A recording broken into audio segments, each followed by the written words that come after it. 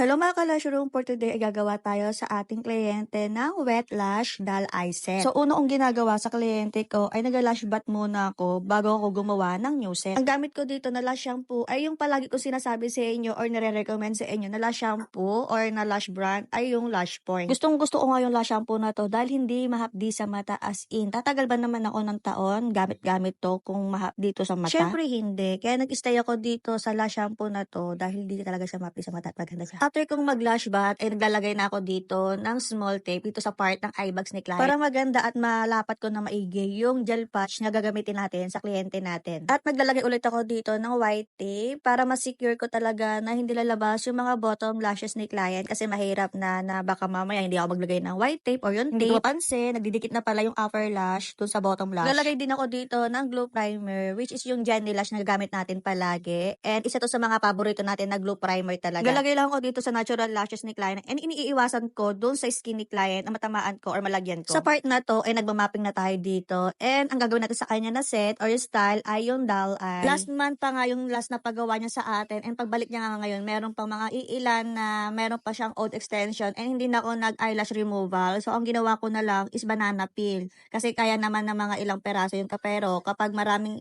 i-remove ay kailangan talaga mag-removal. Pero kapag konti, binabanana peel ko na lang. Sa mga hindi pa nakakaalam kung ano po yung banana peel na sinasabi ko, gumagamit ako dito ng 2 tweezer. Yung isang tweezer panghawak dun sa old extension na tatanggalin natin at yung isang tweezer ay panghawak dun sa natural lashes ni client. At paghihiwalayin natin sila ng sabay. And sa part na to, ay naglalagay na tayo dito ng extension sa natural lashes ni client. So, ang gagawin natin sa kliyente natin ay wet lash. So, ang gamit ko dito na lash brand ay yung sa Twinkle. Kapag wet lash nga yung ginagawa ko sa kliyente ko, ang ginagawa ko lang ay kumukuha lang ako ng 3 to 4 strand ng lashes or yung extension and kino-close pan ko lang siya. Hindi ko siya wina-white or hindi ko siya pinipinch. Para siyang classic, pero kasi 'di ba ang classic kasi ay 1 strand lang. So ito kasi si wet lash kapag nilalagay ko siya, para siyang classic pero 3 to 4 strand nga yung gamit ko o yung nilalagay ko. Nagigets ba? Parang gulo.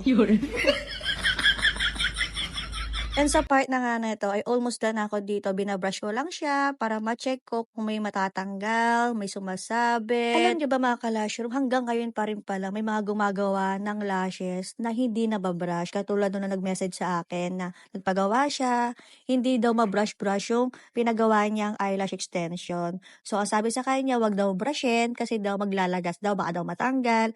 So parang nanibago siya kasi first time daw niya magkaroon ng ganong scenario na wag daw brushin kasi daw baka daw maglagas. Nakakaloka, 2025 na may gumagawa pa pala ng ganon. Anyway, ito na nga yung outcome ng gawa natin. So ito yung wet lash na dull eye set. Diba ang ganda? I can't believe nagawa ko talaga siya.